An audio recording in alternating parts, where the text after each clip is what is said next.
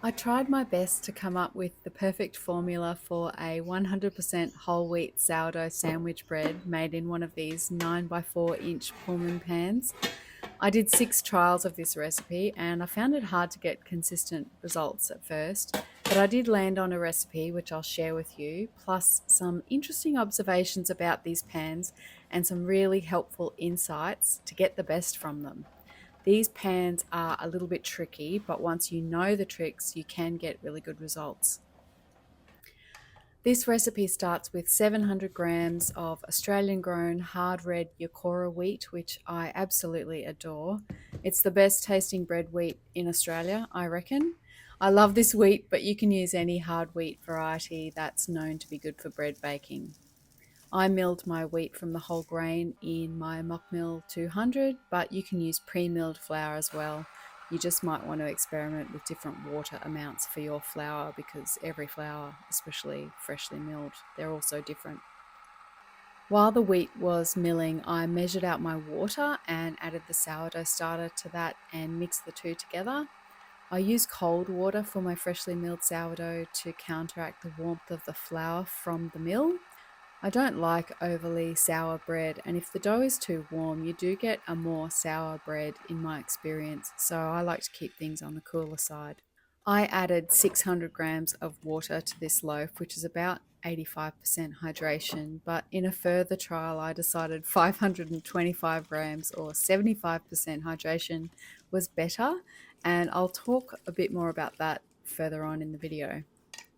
Then I add salt to the dough. I used 12 grams for this large loaf. I also added 2 tablespoons of ground linseed or flaxseed to the flour, which does help to give it a bit more structure for the dough, and it adds omega-3 fatty acids as well, but it is totally optional. You can leave that out if you want to.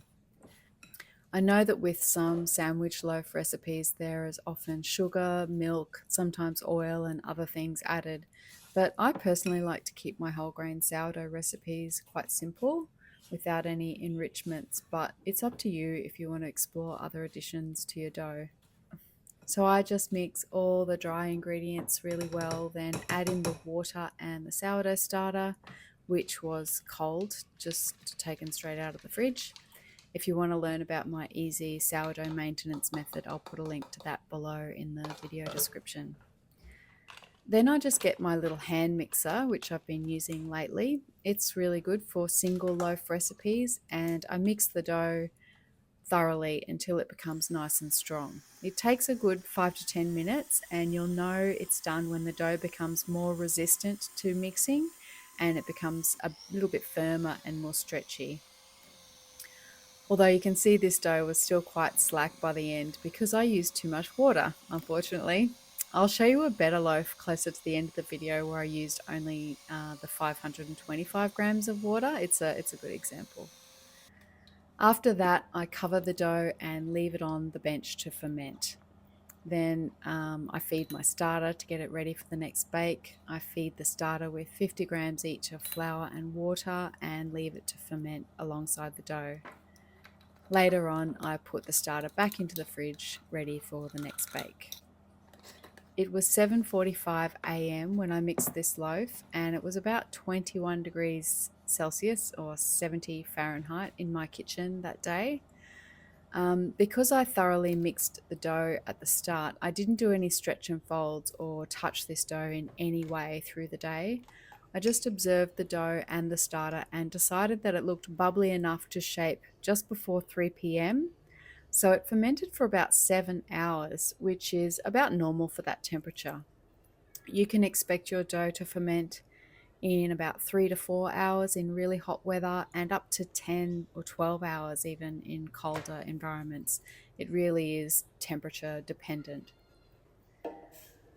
I made sure I greased my pan and the inside of the lid thoroughly, and then to shape the bread, I sprayed some water on my bench top, which I find easier to clean up than flour, and then I gently tipped the dough out onto the bench.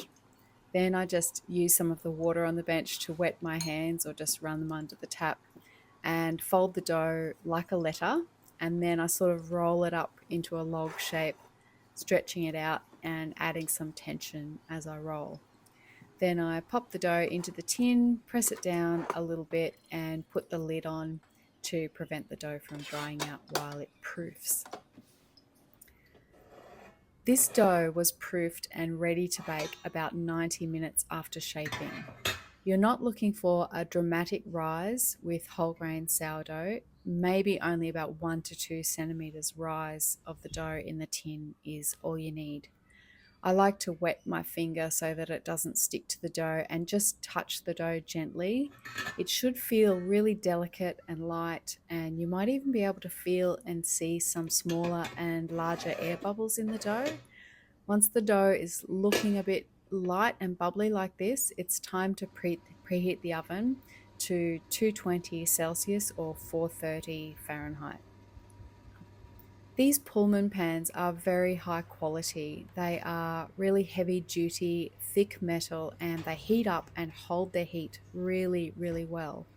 Many times while baking with these tins, I have burned the crust on my loaves.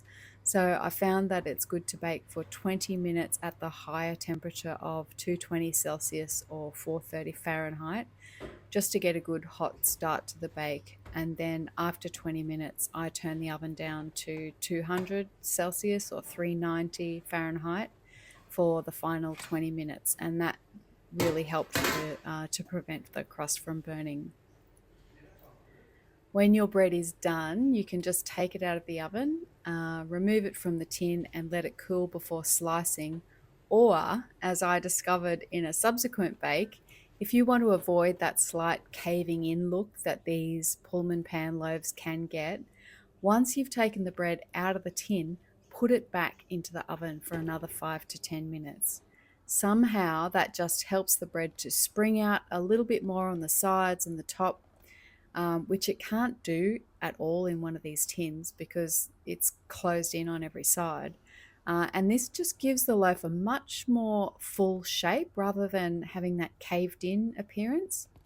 Learning this was a real game changer for me in using these tins, and it made me realize how restrictive these tins are for dough.